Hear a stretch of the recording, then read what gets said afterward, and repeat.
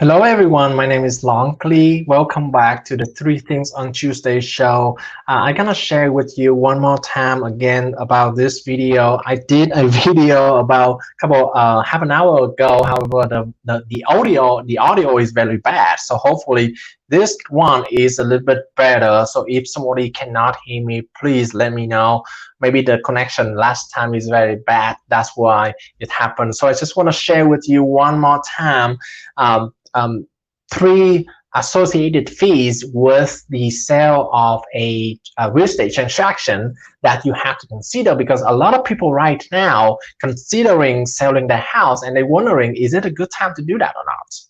Right? Because of COVID-19, a lot of people thinking about that. So is it a good time? So, and one of the important information that I need to address is actually the proceed, right? The bottom line, how much you actually earn at the end of the day after you sell the real estate that you own, right? So that today I'm going to show with you three associated costs that you have to pay out of the purchase price of your home. I also have a sheet right here on my left, and to show you, to help you with the calculation of those fees as well. If you are interested in receiving a copy of this sheet, feel free to email me and I'm gonna send it to you for free. And the first fee I call is the required fee. I'm gonna zoom in this sheet real quick so that you can see it very in much more detail. As you see here, the first line is the purchase price. So whatever the purchase price that you have for your home, for the purpose here, it's just like the estimated purchase price that you have, right? If you sell the house. So the first set is the required fee, meaning those fees are you have to pay for those. You cannot have any other option other than paying for them. The first one on the line is the current loan. Current loan principal. If you're still paying the mortgage for your current house, you still have the principal. You have to spend some money, a portion, actually the biggest portion of your purchase price to pay those off, right? In this particular example, for this particular transaction, we have the current loan principal of about $195,000, which is almost like a half of the purchase price already. The other two required fees are property tax and HOA fee. Hello everyone, if you hear me well, let me know. If not, please also let me know as well so that I can adjust the volume appropriately. The property tax and the HOA, you actually don't make the payment at the close of your house, of the transaction. However, you give the buyer a credit, a portion of the credit for the date that you live in the property since January 1st to whatever the date that you live in the property. You give those credit to the buyer so that when the property tax is due, when the HOA is due, the buyer can make the appropriate payment for your house. So it's actually not you making the payment, but you give them the money. You give the buyer the money. Hey, here you go. Here's some credit for you. But when it is due, you are responsible for making those payments, right? So those are the required fees, and again, you have no control over those. You have to pay them, right? Any loan, current loans principal, I should say, because if you have first and second mortgage, or if you refinance a portion, then you have multiple loans on your house. If you have any lien as well, you also have to pay for those. But these are just the general list, the very common items that you have to pay. If you do have any specific items, make sure that you add to the list as well.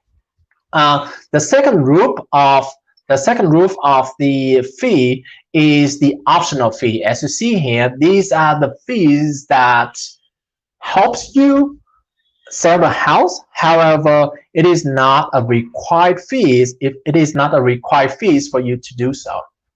So I'm talking about repair costs, right? I'm talking about cleaning costs or moving costs. Talking about repair costs, it could be any big item that you try to prepare before the sale of the house so that you encourage people to make an offer to your house, or it could be the repair that the buyer, when you have a purchase contract and they ask you to perform those repair. It could be both. All right. Cleaning costs, moving costs, those are again not required. But if you are in a situation that you cannot do those by yourself, right? Those are the things that you have to make the spend the money so that other can do for you if you cannot do yourself. Marketing costs, we're talking about staging, we're talking about if you pay for any marketing material. Those are the things that associate with the sale as well, although you don't have to, you are not required to pay those. Those are called optional fees, and it's very depend on your agent, depend on the transaction. It could have more as well, and these number right here are not a standard or anything like that. It's just a specific, it's just an example so that you can see how I use the sheet, and when you receive the sheet you can find out how you can calculate the bottom line for your situation. The last fee, last but not least, actually the negotiable fees. So why is it negotiable? Because those are associated with the service that you actually can also shop for. Right? We're talking about title company. Those are the title fee. You can if you cannot negotiate with title fee so that they reduce the price, right? Similar to insurance, what do? You go to different company to ask for a quote, right? So it's similar here. Title fee, escrow fee. You also have have a chance to find out which company give you best rate, right? They are technically insurance for the transferring of the title, so you can shop around to see what gonna give you the best price, right? We have seller concessions here. Those are the money that the buyer actually ask the seller to give up so that you can help them paying the closing costs. So you are not responsible for paying the seller side cost, but also paying for the buyer side cost as well if you're willing to give up some seller concession, right? Now, this very rare in the market, in the seller market. For example, if it is before COVID, it is extremely difficult to ask a seller to give up any credit at all. Nowadays, some seller may give you more than what you expected. But anyway, for the seller concession, those are the money that the seller is willing to give up from the purchase price so that the buyer doesn't have to pay for the closing costs. However, though, there's technical difficulty here. Somebody try to call. However, though, if the seller doesn't willing to give up some of his profit, their profit, right? So what the seller can suggest to the buyer is increase the purchase price, right? And yeah, the seller cannot give up anything, and the buyer really need that, right, for the purpose of, because they don't have the money to make to pay for the closing costs, because they already have to pay for the down payment as well. I think about it. If it is the $390,000 house, like in this example, and 5% is the lowest, and that is already $15,000. Right? $15,000, and then with the closing cost is about another $10,000, so it's $25,000. It is not a small money that anyone can put in, right? So that's the reason why the buyer needs the seller concession. However, the seller doesn't gonna give up any any money. So what we can do is, in that case, how about increase the purchase price? How about we increase the purchase price to $400,000, and then in that case, the seller gonna give up about 3%. So about the same amount, right? Increase $10,000 and give up $12,000. It is less lost to the seller versus in the previous example. So those are it is a way for the buyer to negotiate with the seller in terms of giving up some of the money to help with the buyer's closing costs. the two last fee that I'm talking about here, which is important in a real estate transaction, is the listing agent fee and as well as the buyer agent fee. So the listing agent fee is the fee that you pay for your agent to list your home, and the buyer agent fee is the fee that you pay for the agent who brings the buyer. Right now, these two right here, I put 3% right now. Again, those are 100% negotiable. I just want to put it up front right there. You could do 2% for each person, right? Which is gonna reduce your cost and which gonna bring you more profit at the end of the bottom line. Or you can cook the same to help the agent with all the marketing fee that he or she have to put up front, all the transaction management that they have to put up front.